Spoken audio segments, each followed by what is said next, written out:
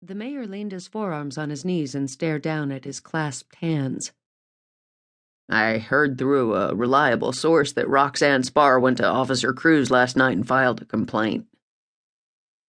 Roxanne was a 30-something waitress at Mickey's Bar and Grill who dressed like a hooker, but her sharp tongue and short temper typically kept potential gropers at arm's length.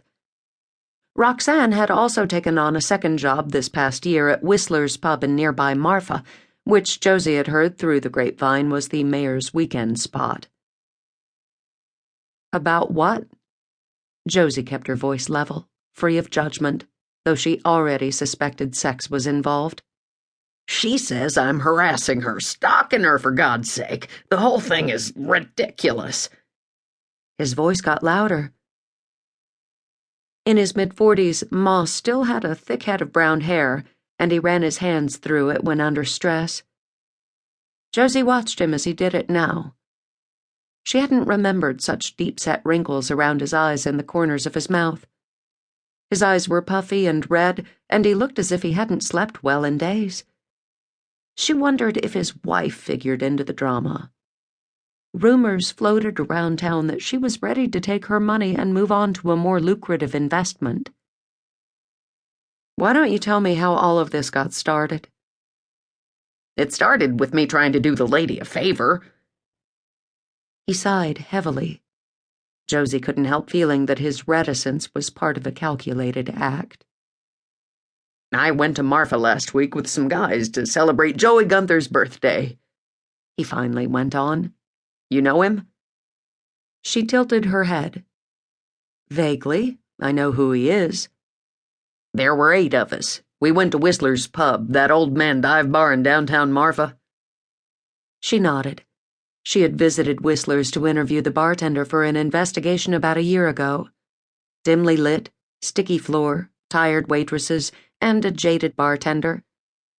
She figured Roxanne had been hired to breathe some life into the place, and it sounded like she had. We got there about 10, drank some beer. By midnight, things started to get a little crazy. Some of the guys were talking to a group of women across tables, drunk talk, yelling back and forth. Friendly yelling? Sure, it was friendly, he said. We ended up taking both of the pool tables at the place. Roxanne was waitressing, but she's joking with us all night long. She's friends with some of the other women, so she's passing out free shots. He paused and gave her a look like he didn't really want to go on with the story. Thing is, she was hitting on me. Big time. It got awkward if you want to know the truth. What did she do? At one point, we're playing pool. The lady leans over the top of me, her arm over mine holding the cue stick. By lady, you mean Roxanne? Yeah, exactly. She's basically lying on top of me, so the guys start blowing me. He paused.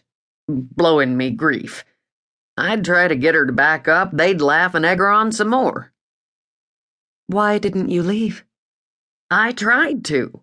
I drove me and 2 other guys. Every time I talked about leaving, they'd harass me. Come on, one more beer, that kind of bull.